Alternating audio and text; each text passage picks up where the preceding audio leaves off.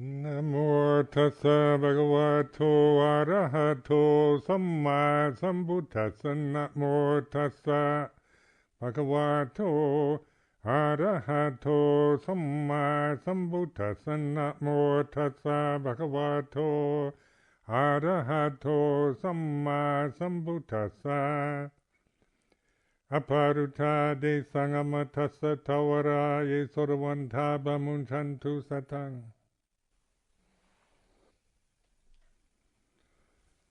So the gate to the deathless is open, and of course then this is a reminder of the escape from birth and death. And of course that is, something to know for yourself, not a belief in a sense that one believes in some kind of deathless state or reality. It's recognizable.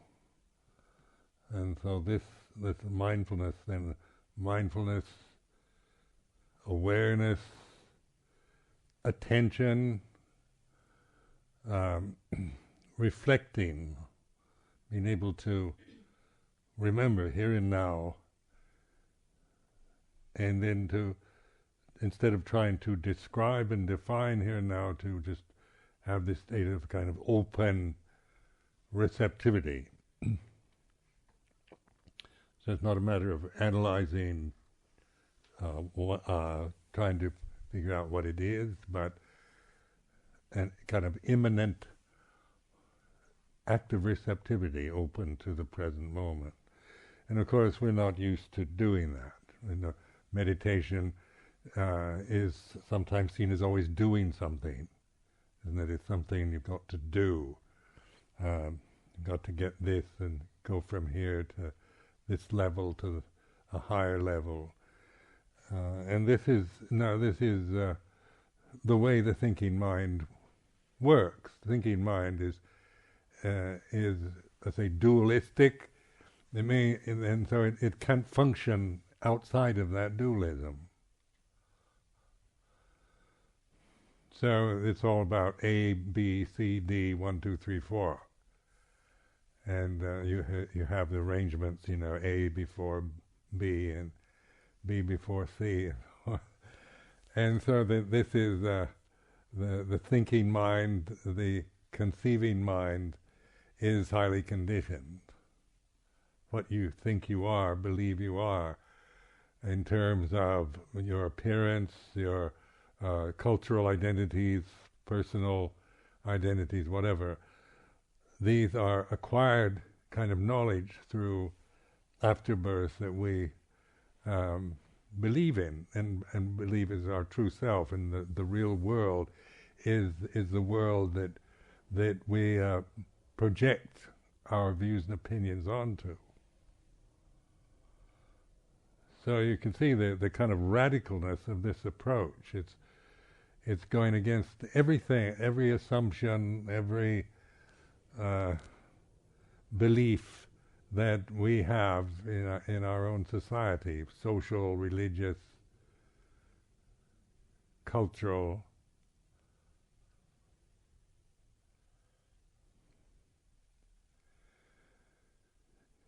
And then meditation, observe the way that we can, the way we describe meditation. Even in countries like Thailand or Sri Lanka, they talk about attaining, using this word attainment, attaining stream entry or arahantship, attaining a higher state. And this is, I'm not criticizing it, but I find that particular way of expression counterproductive in my own practice, because I'm already highly motivated and conditioned for attaining. So it's part of my whole expectation of life to attain, to try to get rid of the anger, the greed, lust, get rid of jealousy and fear, and attain the kind of permanent state of happiness. attain nibbana, or attain arahantship, or attain stream entry. I mean, this is a limitation of language. And then we come from cultures, most of us from cultures that are based on that, of competition and attainment. So the other way of thinking is totally outside our cultural expectation. And that's why, for years, I've been interested in Buddhism for over 50 years. So it's, back in 1955, I became interested in Zen Buddhism when I was in Japan.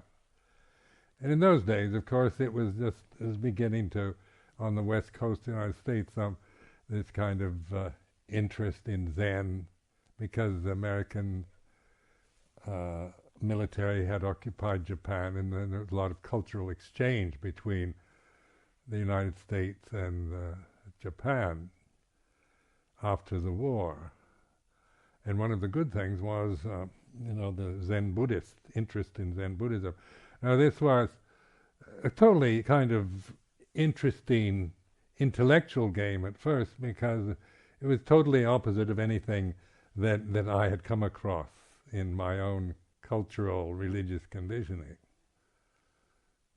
And of course the koan and the paradox, and where I felt very oppressed by the duality of my conditioning, because it was too black and white, too rigid. Brought up as a Christian, you tend to absolutize good and evil, as if there was a permanent good and a permanent evil, or something is if it's right, or if it's not right, then it's wrong. So this kind of thinking is very simple, but intuitively it doesn't seem right. On an intuitive level, I knew something wasn't right, but I didn't know how to deal with it. And then the Zen Buddhism's fascination with paradoxes impressed me, because it gave you other ways of thinking, that something could be both right and wrong, and neither right nor wrong. So this is the Asian paradigm. There's right, there's wrong, there's both right and wrong, and neither right nor wrong. So I mean, where say my cultural conditioning was, if it's right, then it's not wrong. If it's wrong, it couldn't be right. Something is either one or the other. Well, that's when you think that's a very kind of fundamentalist approach, isn't it? And it is a very clumsy, oppressive mental state to impose on your mind, on your consciousness. But it is simple, and you don't have to, it's more or less handed to you, and you're even threatened by questioning this absolutizing of the relative. If you start questioning it, it's even considered sinful. So it's, there's this sense of you believe or you don't.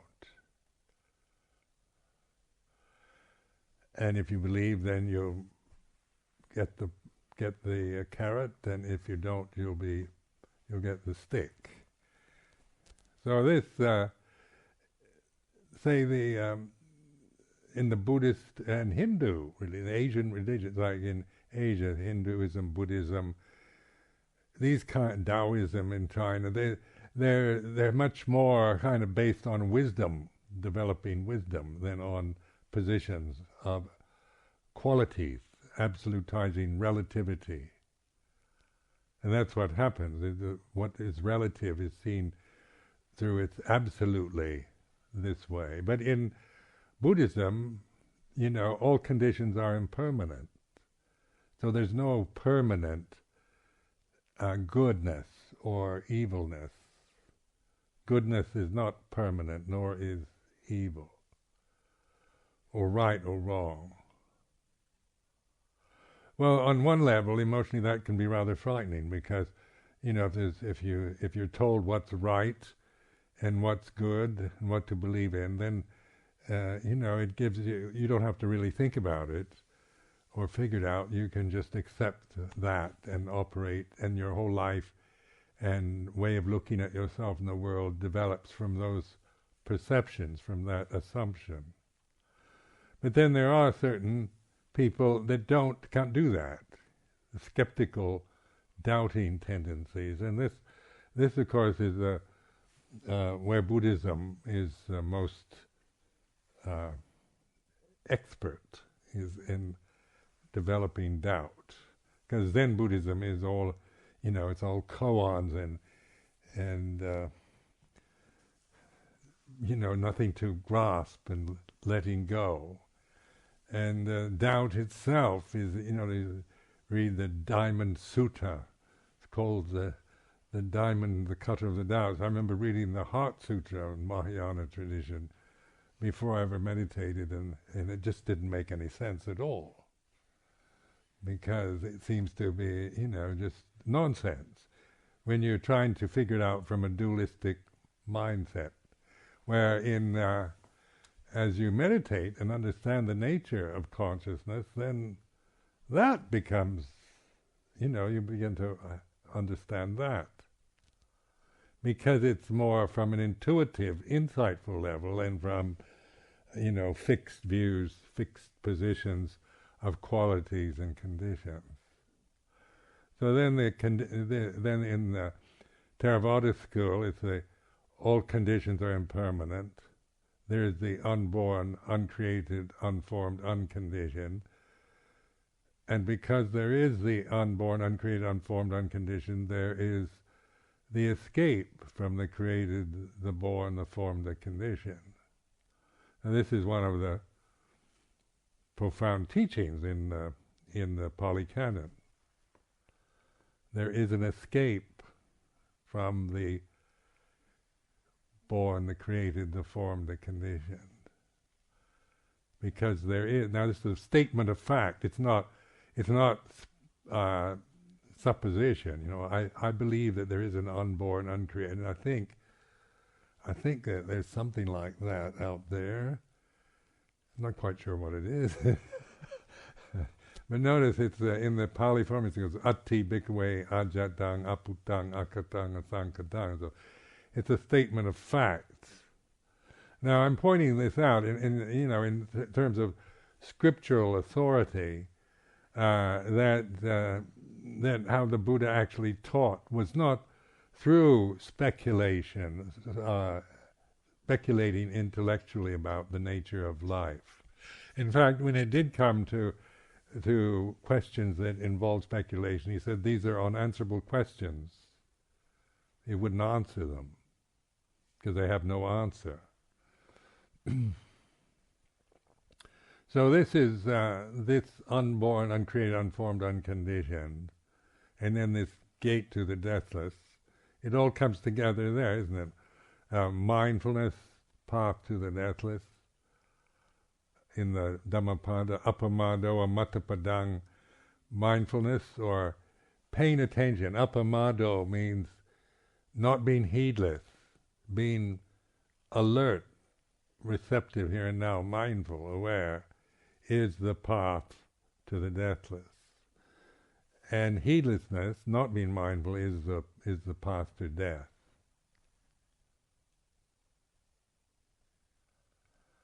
So in reflecting on the nature of conditioned phenomena, this anicca, dukkha, anatta, these three characteristics, is a way that we have in this tradition to begin to have these three characteristics are common to all conditions, whether it's Mount Everest, whether it's a thought that goes through your mind, if it's just subtle, faint or heavy and important, whether it's huge or microscopic, these three characteristics of existence are called. Three sunyata: impermanence, anicca, dukkha, unsatisfactory, anatta, not self. So in Vipassana meditation, we usually start contemplating anicca, because this, at least this was my introduction to Vipassana meditation. Observing the changingness of whatever I'm experiencing through the sight, sound, smell, taste, touch, through the thinking mind. So you explore the six ayatanas, and the eyes.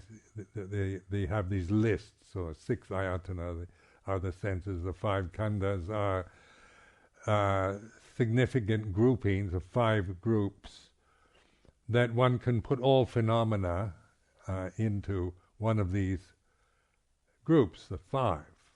It's either rupa or vedana, sanya, sankhara, vijnana. So what this does as a way of reflecting is that it simplifies everything, because as you rightly know, this universe we live in is vast, complex, mysterious, and our position in it is a rather insignificant one, isn't it? A little human creature on this planet, that we can see, look out at the moon, but even that is probably microscopic in terms of the totality of whatever, the whole universal system or universes or whatever, because it's a mystery. We can't, from this position here, this human form sitting here on this seat, I can't know everything about everything. I can't be God, in other words, and know everything about everything. So the Buddha gave us teachings or instruments to use, so that we don't have to waste our life trying to become like God and know everything about everything, but just simplify by saying all conditions are impermanent. Sapek sankarani Chah. And in the 5 khandhas, 6 ayatanas, our experience that we have during the day and night, isn't it? We have a body, we have feelings, we have a rupa, a body, feelings, pleasure, pain, and neutral feeling. We have emotions, memories that we experience in consciousness. And then the relationship to the 5 khandhas is observing the changingness of these 5 groups. So like when we use the word vijnana or consciousness in the category of the 5 khandhas, this is sense consciousness, in that we're conscious through the senses, through what we see, hear, smell, taste, touch, think. So sense consciousness and the physical body and the universe that we can witness, to observe and experience, all this is a sense realm, is a sensitive state. It's all about feeling, pleasure, pain, about birth and death, beginning and ending. This whole realm that we're experiencing now through the physical bodies that we have is all about, we've been born, we're at a certain age now, and we'll die, and the body will die in the future. About change, isn't it? That the aging process of the body, or the emotional changes. When the sun comes out, you feel different than when it's cold and wet. How just the weather influences our sense of happiness or unhappiness or elation or depression. Praise and blame, isn't it? we're concerned about what others think, how they look at us, what they say about us. If they praise us, that makes us feel confident. If people smile at me and praise me and say what a great teacher I am and want me to live for 200 years, and on an ego level, isn't it? I feel this is, I'm, it builds the sense of me as somebody acceptable, admired, respected. But then also, when the other happens, you say, you're deluded heretic, you're no good, you don't know what you're talking about. Criticism is, what? On the ego level, that the ego you feel hurt or angry. And so we're subject to these what they call the 8 worldly dhammas, praise and blame, success and failure. To be a success. Isn't it like we dread failure in our society? To be a failure is humiliating. To not be a success, to be considered a failure. So these notice they're one's opposed to the other: success versus failure, good fortune versus misfortune, good health, bad health, praise and blame. And those are what they call worldly dhammas. This is how the ego operates. How happy and confident we become are dependent on those conditions. Isn't it? We need to be praised, accepted. We want respect. We want to be successful, and so forth. And when we're not, when we feel we're being blamed and disrespected, then we feel angry or depressed. So just noticing this is how the ego operates, the sense of self or Sakkaya Ditthi. Now that awareness of that is the gate to the deathless. So this is the gate to the deathless is open. So that awareness or mindfulness is to recognize being praised is like this. When people blame me or criticize me, it's like this. You see, so it's saying it's like this or as it is. It's merely, it's not saying anything about it, but it's kind of pointing to it. So this awareness opens me to the 8 worldly dhammas as I'm experiencing them, being praised or blamed, having good health, feeling strong and healthy, or feeling weak and sickly, being successful or in worldly terms, or failure,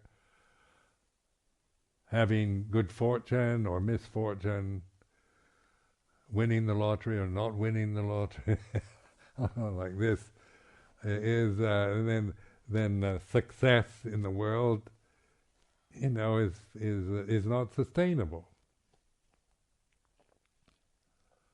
Failure is what we dread. Success is what we want. Prosperity and not poverty. Don't we want to be rich or have enough money, security? We don't want to be poor, destitute, out on the streets. So these 8 worldly dhammas, Ajahn Chah was always mentioning this in his talks in Thailand. To get to know them, so that you develop a lot of wisdom around it, because you can see this in yourself. It's not about getting rid of them or being, say, I don't need praise. I don't need to be approved of by others. Can be another, self-delusion. Is still based on, trying to claim that you are beyond that. But actually, to have this willingness to look, the feeling of being praised and admired is like this. Being blamed and criticized is like this. especially blamed for something maybe you haven't done. Then I feel indignant. Have any of you been criticized or blamed for something you never did? And what is your reaction? Mine was, how dare you, And I get indignant. I'm not going to let you get away with that. And then the desire for revenge or putting them in their place, isn't it? So you can see that the patterns happening by grasping that. Because it's not fair to be blamed for something that you've never done.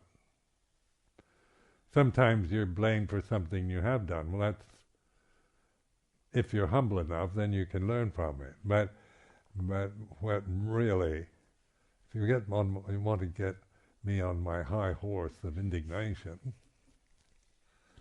But I've watched this, because I get blamed for a lot of things. And so, and this is where the mindfulness helps, because you see it as opportunity rather than, how dare you, it's unfair. You can go into the mode of, here I've given my best, tried to help you in every way, give you the Dhamma teaching, and then all you do is criticize me. The kind of Jewish mother, I think. And all I get is a slap in the face. And this is, these are understandable emotions, because we have them ourselves, our parents, teachers, and so forth. These are the worldly dhammas. Now our relationship to these is to see them, to be the knowing of them, and to have, once you really respect that in yourself, recognize this kind of magic that we all have, to be aware, to have this gate to the deathless is open, to be in that place in regards to what happens to you, physically, socially, emotionally, whatever. So it works because there is a escape from the born, the created, the form, the condition. There is an escape from it because this is a fact, the unborn, uncreated, unformed, unconditioned.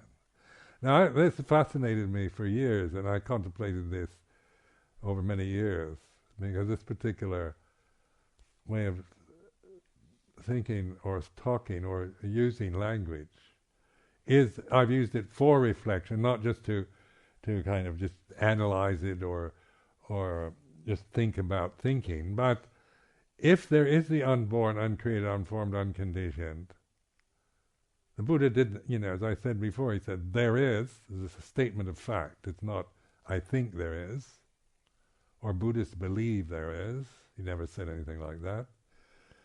It's a statement of fact. There is the unborn, uncreated, unformed, and then mindfulness is the gate to the deathless.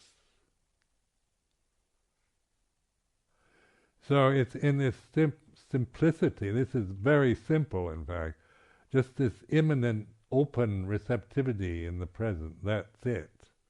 But in terms of emotional conditioning, we're not prepared for that. We expect something more like the way we can see nibbana, the word nibbana, as a high attainment. You think that monk has attained nibbana, and then you think, he's like Superman or Captain Midnight or Batman or special, attainment, because it's like magician, somebody special. So the word nibbana becomes another dualistic word, it's nibbana as opposed to samsara.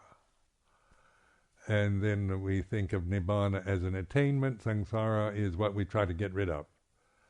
We reject samsara, destroy it, and then hope to attain nibbana.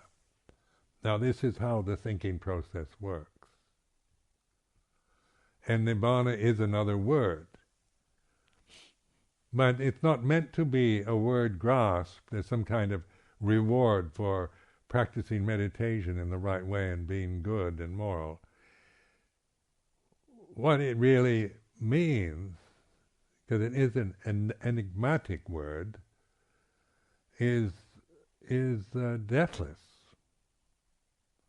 The recognition of non-grasping in the present moment.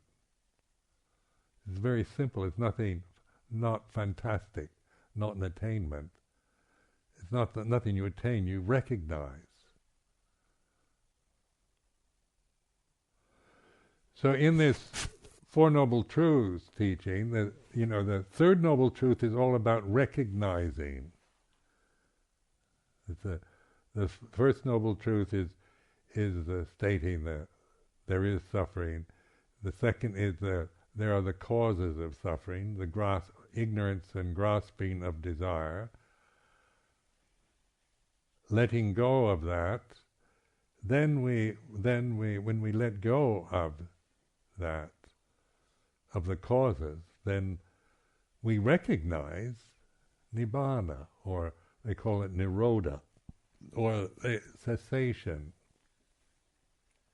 It's the end of ignorance, end of grasping. And it's an insight, so it's recognized, it's not an attainment. Like just recognizing the space in this room, is how do you think you're going to attain that?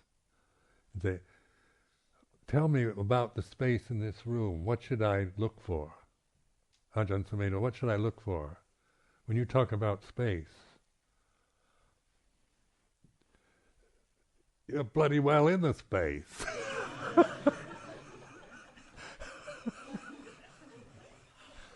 Just open your eyes and see it. It's not a matter of me describing it.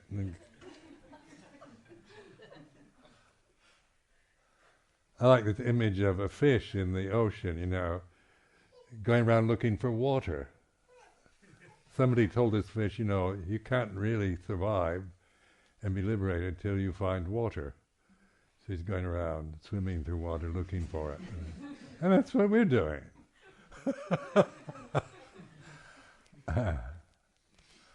So that mindfulness is the gate. It's like to say, well, wake up and observe. It's nothing fantastic, nothing so subtle and so arcane and so special and so refined that you couldn't possibly get it.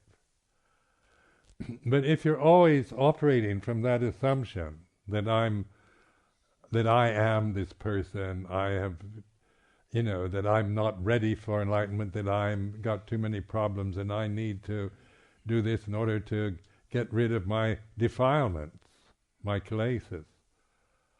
I've got to conquer my anger and greed, and I'm not good enough the way I am, and so I need to dedicate my life, the holy life, to becoming a better person, become a saint, and then the sotapanna, or an arahant, trying to become something better than what you think you are.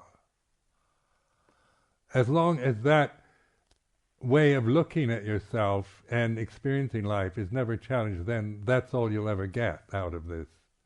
You'll end up with more sense of self. Just everything everything you do, if you just operate from I'm this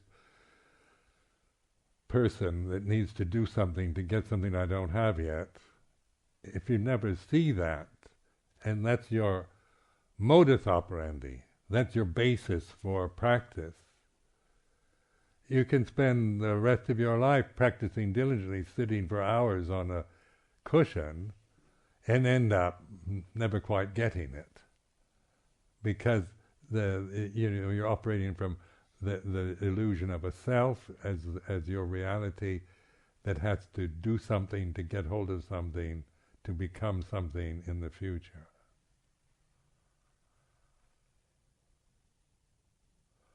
And I've seen this here in England, where people have, people I've known who've dedicated their lives to meditation practice quite diligently, intelligent, well-educated people, and then after 20 years saying they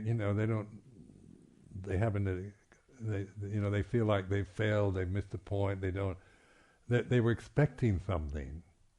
They thought if they're quite hard-working, diligent, disciplined, do all the right things, attend a lot of retreats, sit for hours, study the scriptures, do everything right, but that basic delusion has never been recognized.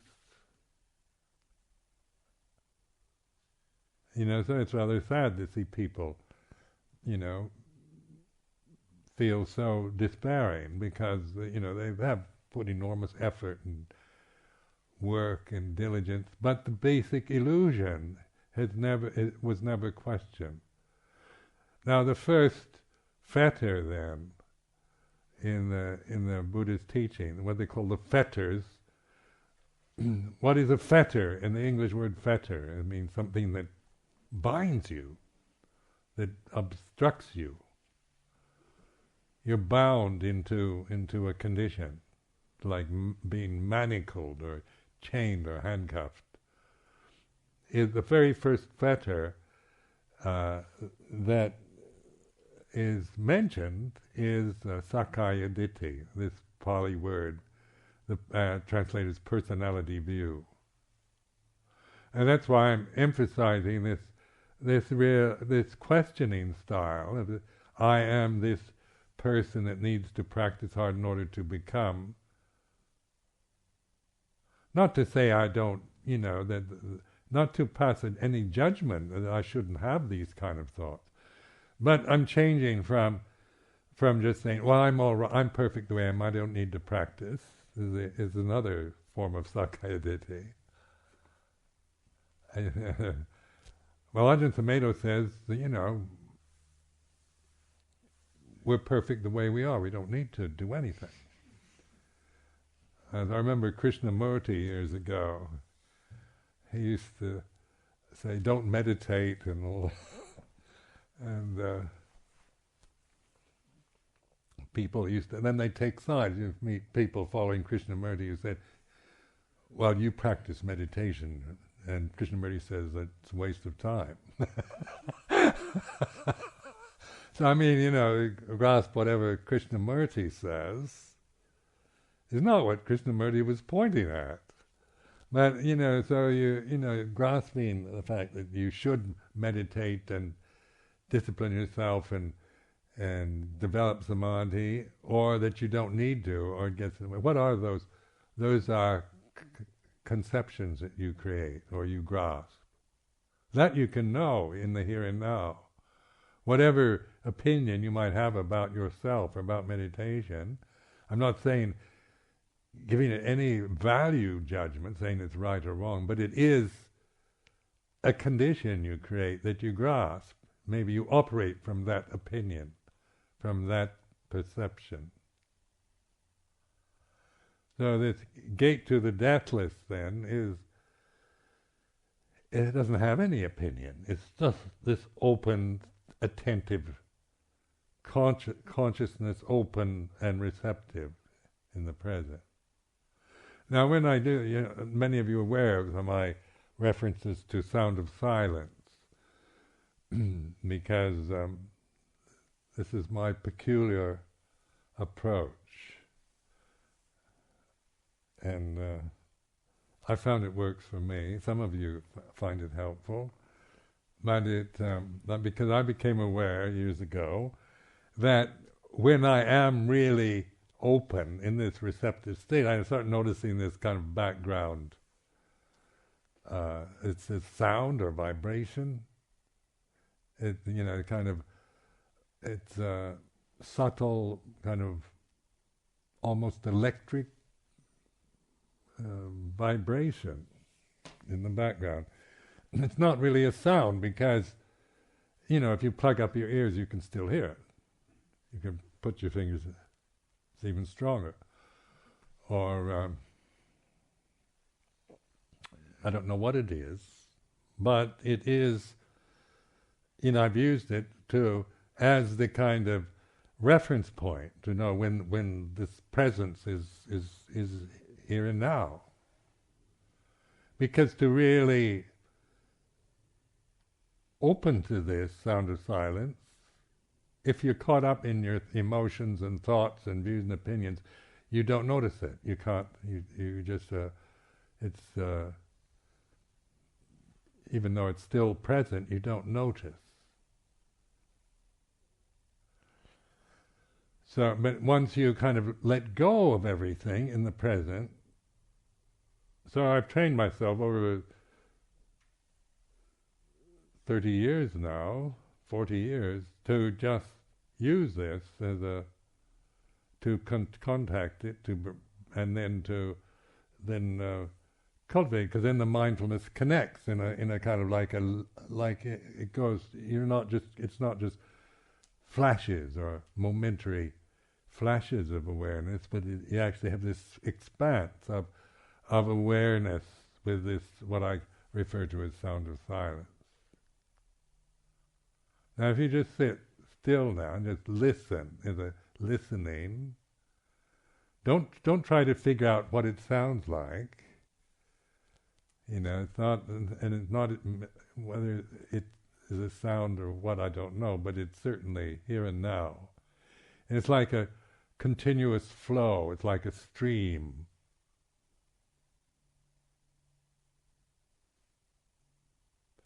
And if once you begin to recognize it, then you begin to notice it, everywhere, whether it's in listening to music or the background of everything. Like right now, I'm talking to you and I can still notice it. Because it isn't a thing that you focus on to exclude anything. It's like space. It includes everything. Or consciousness. It has this expansive, unbounded sense of pure presence. And also, the thinking process stops when you're with this silence.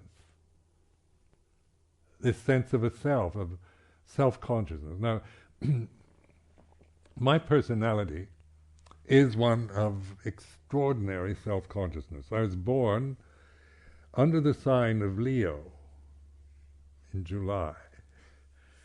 And this is, according to astrology, this is one of the most self-conscious signs in astrology.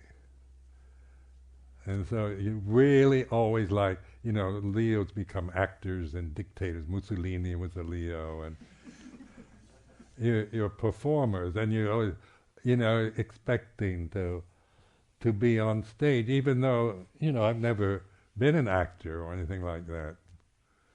But this self-consciousness also is a burden, because it's it's always about, if it's based on ignorance and vanity, then it you're always feeling this sense of threat and being impinged on by others, and then you think people always want something from you, and so you can get yourself into quite a neurotic state of mind. Well, then I find myself in a position where I am the focus of everybody's attention, such as this present moment. It's interesting.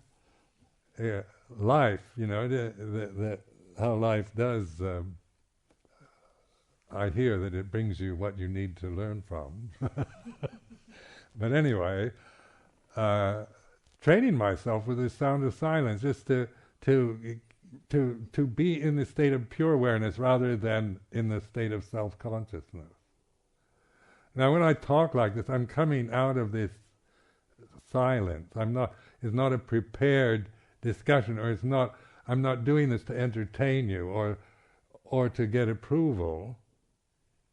Where if it's from self-consciousness, then the tendency is to want to impress and entertain and so forth. But if it's coming out of this emptiness, silence,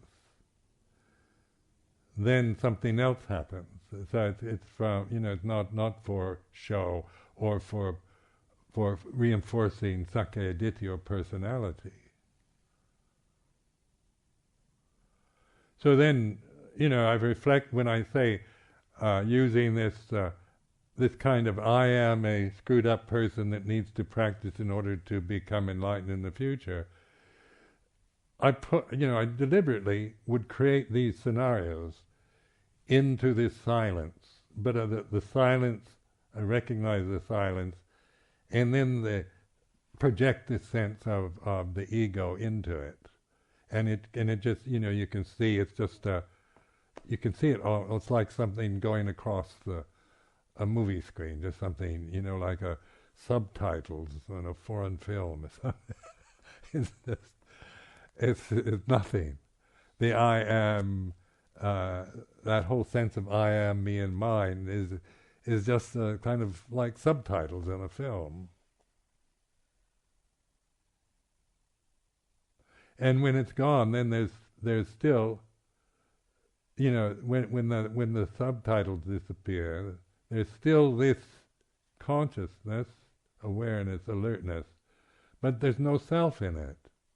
It's not claiming it as mine or my specialty or making anything around it. But there is discernment. There's no self, unborn, uncreated, unformed. Self is always born and created. The sense of yourself, the ego, the vanity, the personality is always, it's the sense of me as a separate. It's always separative because we separate ourselves always with our names and our, through the appearance of life. My space, my life, my view. Now, in this stillness, this consciousness in stillness, it's like pure consciousness because it's not. I'm not projecting anything into it,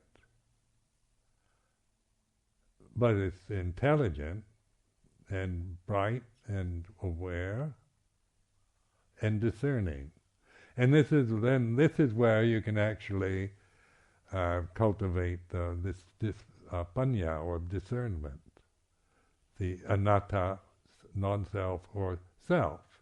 I am an ignorant person that needs to practice in order to become enlightened is seen as a condition. Not judged, it's merely, or, like, and then in Luang Por Chah was always talking about conventional reality and ultimate reality. So in Pali, they have Paramatta Satya. Paramatta is ultimate truth, deathless reality. And then conventional reality is merely the convention. So when say Ajahn Sumedho, that's a convention. It's not Paramatta Satya. Samut, they call it Samut Satya in Thai.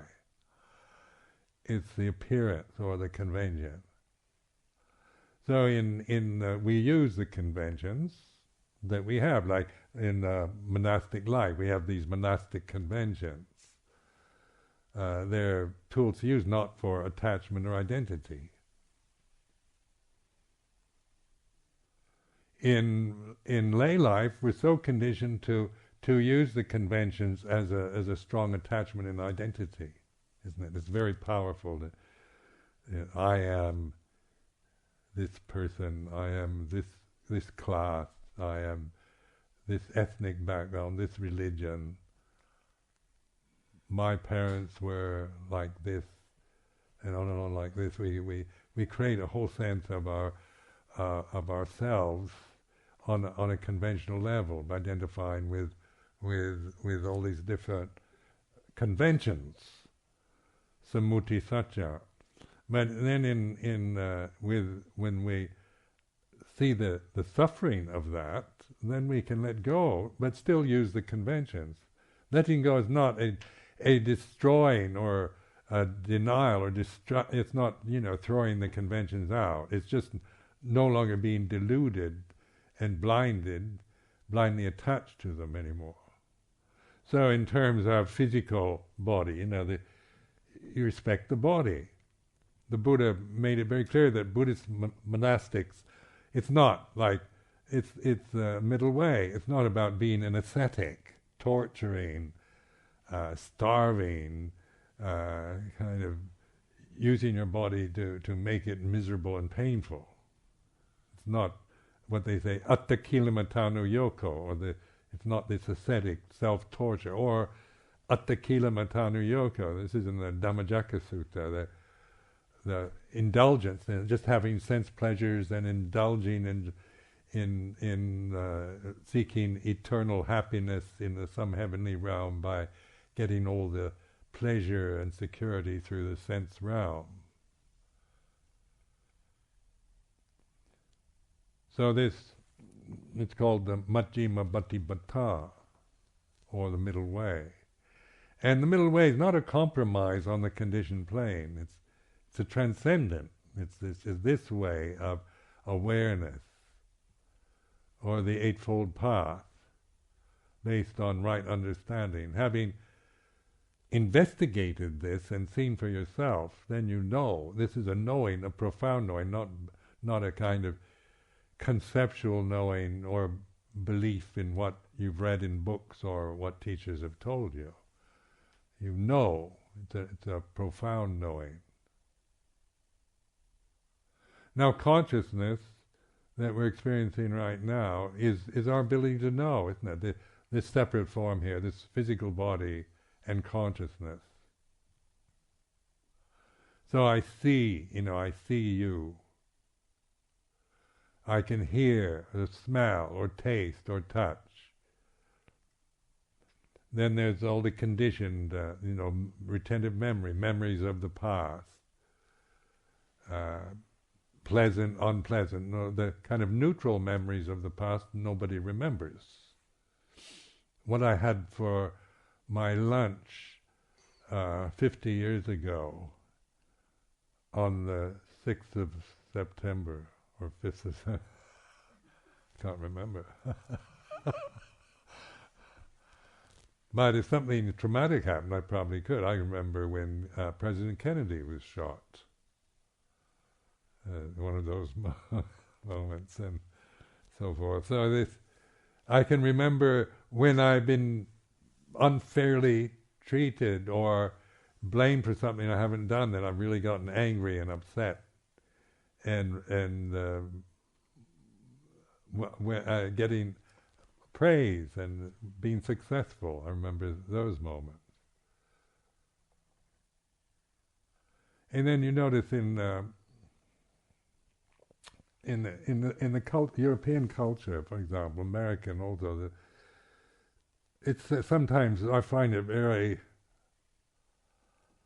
sad to see the revenge, how much we seek revenge, to get even and to persecute and punish people who have committed crimes, and to never forgive them, to always want them to suffer,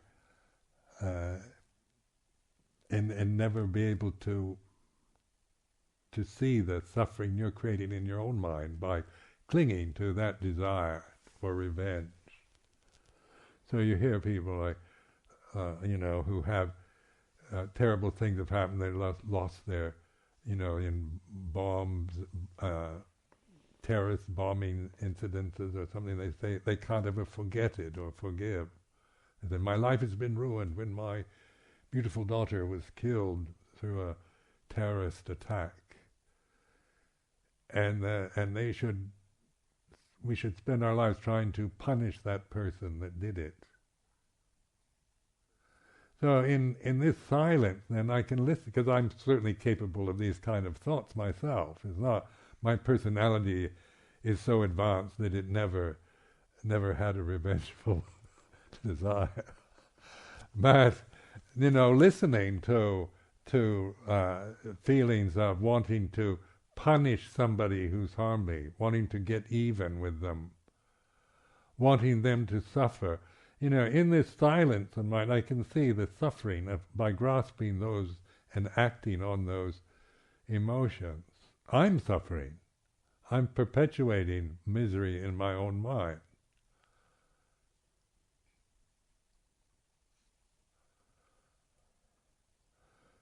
So in this kind of vendetta style, getting even and punishing,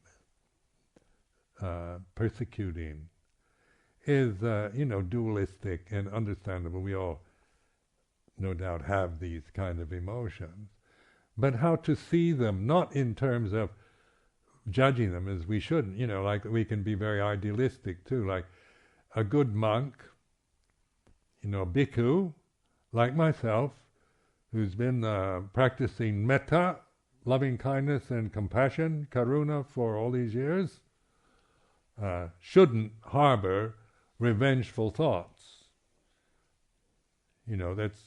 I shouldn't do that. I shouldn't, by now, at my age, if somebody does something terrible, and I feel revengeful thought, I'm not going to tell you, because you're going to think, well, been monk all these years and he still wants to get even with that. So then I can feel guilty, because on the idea level, wanting to become a wise bhikkhu on a personal level, isn't it? Then that's an aspiration on the intellectual level. But actually, when life impinges on us in its various ways, it's not about ideals. It's like this: to be blamed for something you haven't done, for somebody to kill or destroy a life of your own children or friend or whatever, is like this. It feels like this. It's not about how you should feel, but it feels like this. Grief also, losing a loved one, is like this. You notice how people don't, in modern society, don't generally know how to deal with grief. So they, in England, the old style of English stiff upper lip, don't make a scene, just get on with life.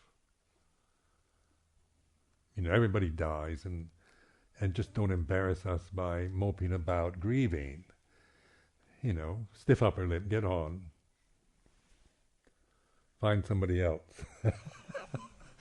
You can, the dating services on internet. So, this is pretty callous, but grief is a valid emotion. It's a natural state of loss. When somebody, even with a dog or a cat or a hamster or whatever, or then it gets into mother and father or husband, wife, or children, or best friend, or whatever. It feels like this to somebody, the closer they are to you. You hear, like Michael Jackson died. I didn't experience any grief. But many people have. You hear about all the grieving that's going on around Michael Jackson, because when he became famous and that, I was a monk, so I never really heard his music. He just seemed like a kind of ghostly, weird person to me. I seemed like almost a clown, but and anyway, people say how talented he is and brilliant, and I'm not denying that. But hearing Michael Jackson died, it is because he's a famous person. It has more meaning than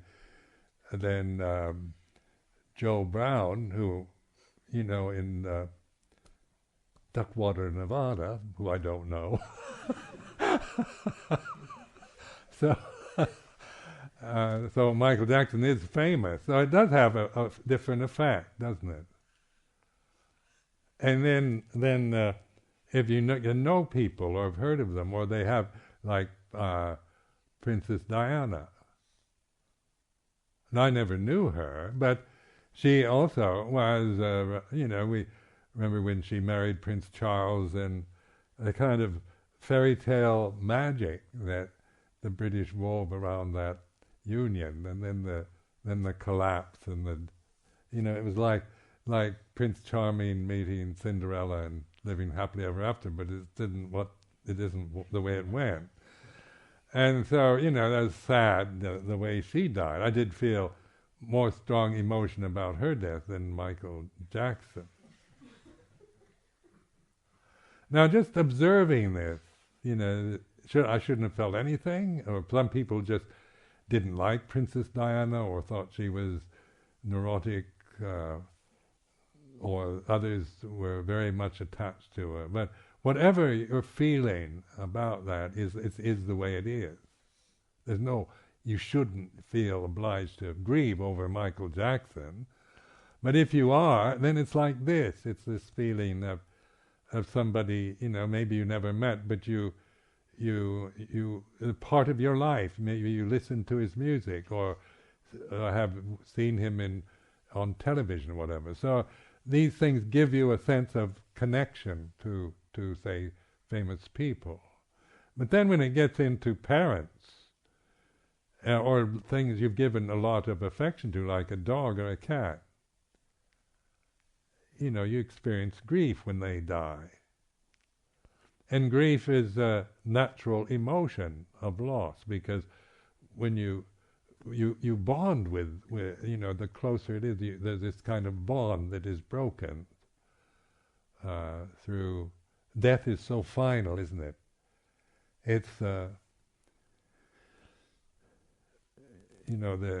remember when Luang Por Chah died. Now, he was quite ill for 10 years before he died. So then, but as long as he was alive, I felt a kind of grief when he got very ill, because he couldn't perform. He couldn't be the same Luang Por that he was before. But then when he died, when I actually heard that he was dead, I did feel this grief.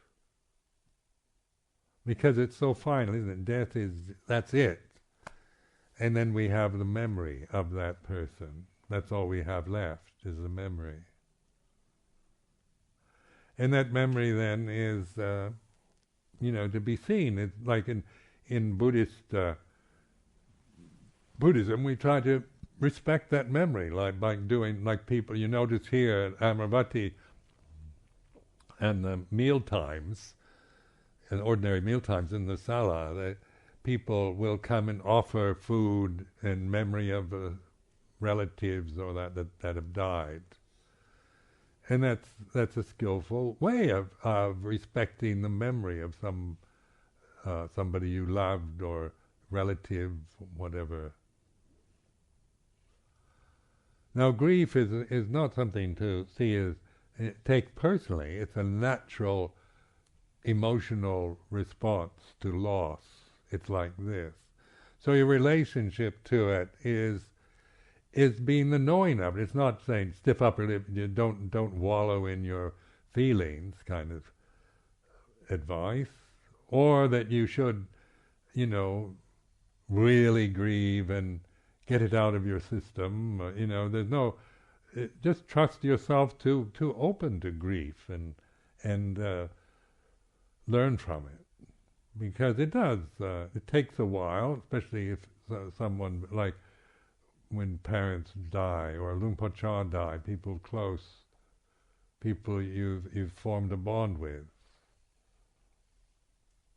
It's like this, and then this sense of being able to receive grief without trying to do anything with it, just recognize it, and then it because it is impermanent.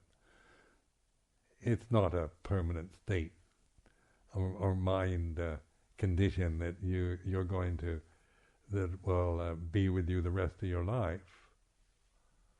But you've also, one needs to accept it and bear with it till it ceases on its own without you kind of trying to get rid of it. Because the very act of trying to get rid of grief, you won't resolve it that way. You're merely suppressing. You're just pushing it, like, don't want to know that and look the other way. So recognize that this realm that we're living in is like this. It's a sensitive realm. So it's about feeling. It's not about ideals, how things should be. We can create ideals, with our intellect. We can think of a perfect monastery, perfect Buddhist monastery. I used to do this. When I have my own monastery, I'm going to, I can see, things, this monastery, I can see things I don't like about that monastery. When I get my own monastery, I'm going to make it a perfect monastery. And I've never succeeded at this. This is not a perfect monastery by any means, Amaravati. But it is the way it is, isn't it? It's not. You can't force. You can't control the conditioned realm to stay to fit into an ideal and live that way and be that way. When we built the temple here in 1999, we had the opening ceremony. Some of you remember. And I thought, it's completed, actually it completed something, a building. I've always been in building projects since it was the first time I met Ajahn Chah. We were building things in Wat Pah Pong. Building the sala, building the dining hall, building this, then to Wat Nanachat, building, and then to England, and then Chitters, building, repairing, renovating, then Amaravati, building. And I think, I came for meditation.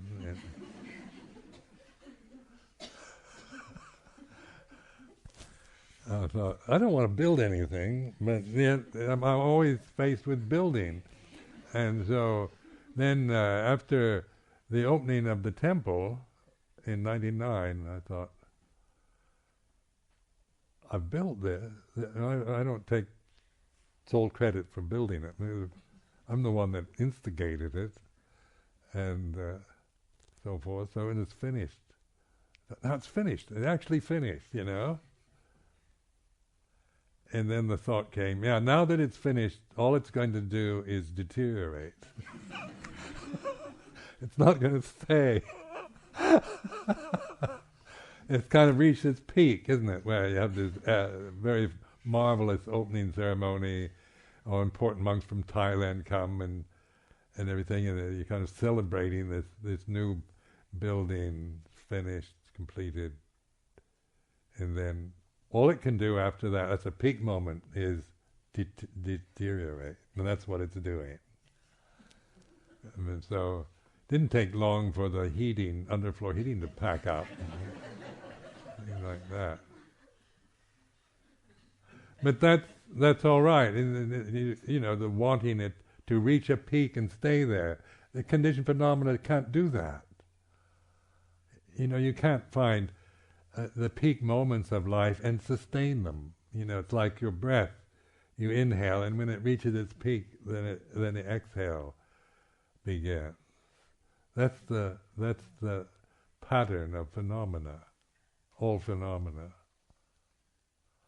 So when that really sinks in, and you're not living your life with expectation of finding permanent happiness in any condition, or success, or relationship, or anything else, or monastery, whatever. They reach their peaks, they change, other conditions influence it, aging, and sickness, and loss, and all kinds of contingencies that are possible in our lives that we have no knowledge of at this moment.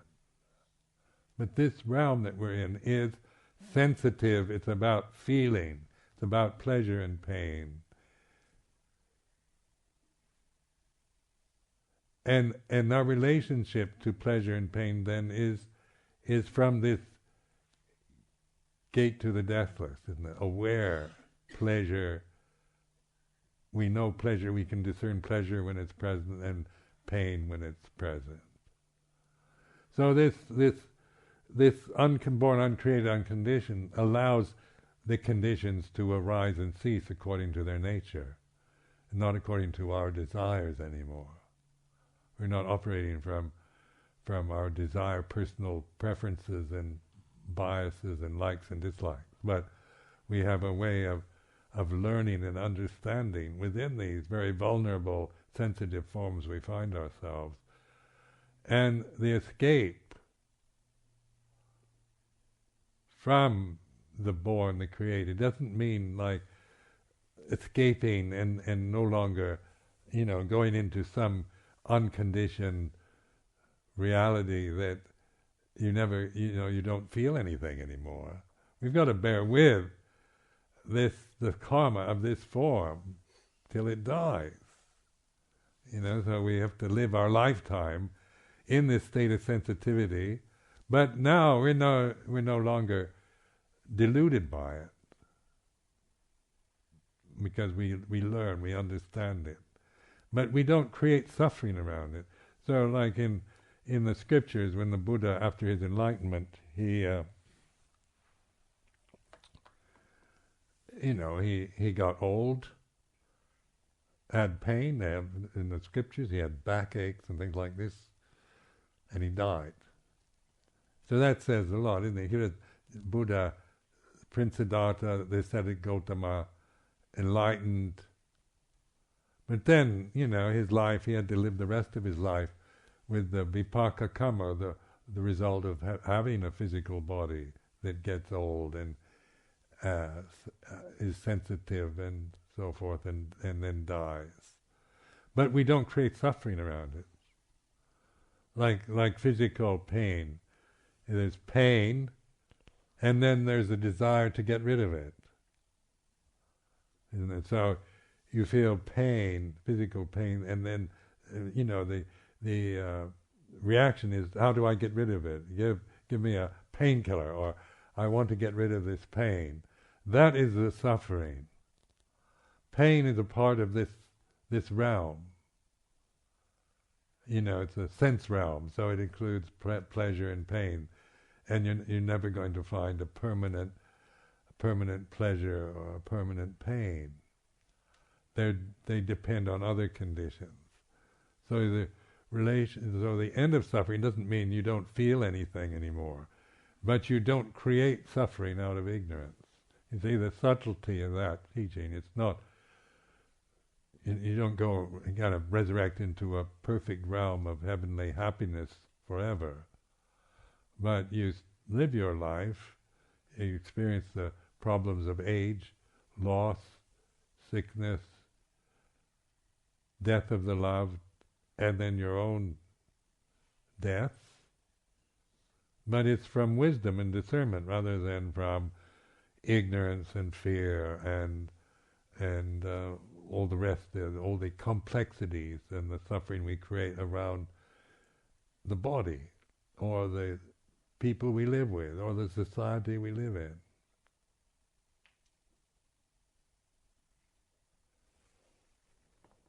So I'll stop here since it's getting quite late. Sorry about that.